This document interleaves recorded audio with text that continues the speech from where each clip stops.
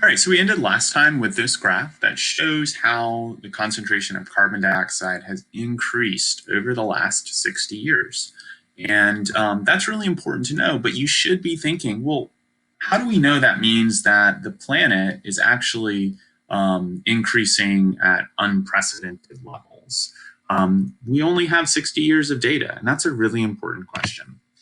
So to answer that, scientists actually have ways of studying the temperature and the concentration of carbon dioxide going back hundreds of thousands of years. One of the best ways that they do this is they drill deep into the ice in places like Greenland and take cores of that ice. And every year, because of annual patterns in snowfall, you can look at those ice cores and you can see layers, sort of like the rings in a tree. So you can count back years in those ice cores. And then within those layers, there's trapped air from the atmosphere. And so that means that scientists can extract that air and analyze its composition to determine how much CO2 is in the atmosphere. Pretty cool, right? Scientists can also look at the snow, the water that was in that snow, and they can analyze its chemical composition and make some pretty good determinations about the temperature in certain years.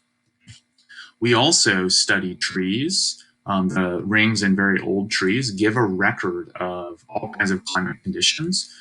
And so NOAA has, the National Oceanic and Atmospheric Administration has a database of thousands of trees worldwide that they use to determine historical climate data. And so all this together can give us a graph that looks like this.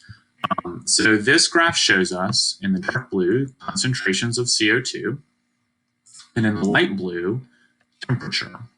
And the scale for the temperatures on the left is the difference from the present day temperature, and the scale for the CO2 in parts per million is on the right. So I want you to notice something. Over time, and this is 800,000 years of history. So 0 is the present over on the right, and 800,000 years ago, that's on the left. And so over time, the concentration of carbon dioxide and the temperature has changed a whole lot in the last 800,000 years. There are times when the temperature and the CO2 have been high, and there are times when it has been low. I also want you to notice how closely correlated, how closely related CO2 and temperature are. When the CO2 has been high, the temperature has also been high. And when the CO2 has gone down, the temperature has also gone down.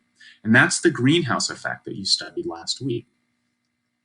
So you should, again, have this question, well, hasn't the CO2 and the temperature gone up a lot in the past and gone down as well? So maybe that's just what's happening now. We're at a point where the CO2 is increasing. And that's a really good, important question. And to look at that, let's look at that data again. So this is the CO2 concentration, carbon dioxide concentration over 800,000 years. And I want you to notice, over that 800,000 years, the ups and downs, the highest the concentration has ever been is about 300 parts per million. That's the highest historical level until about the middle of the last century. And at the middle of the last century, that concentration has shot up way past 300 parts per million.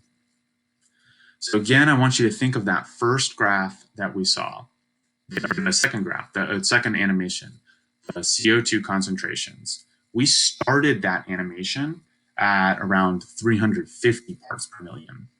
And it continued to play out where the planet was red, where we're now well above 400 parts per million.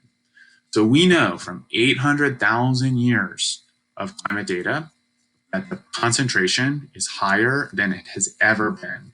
And not just by a little bit, but by a massive amount.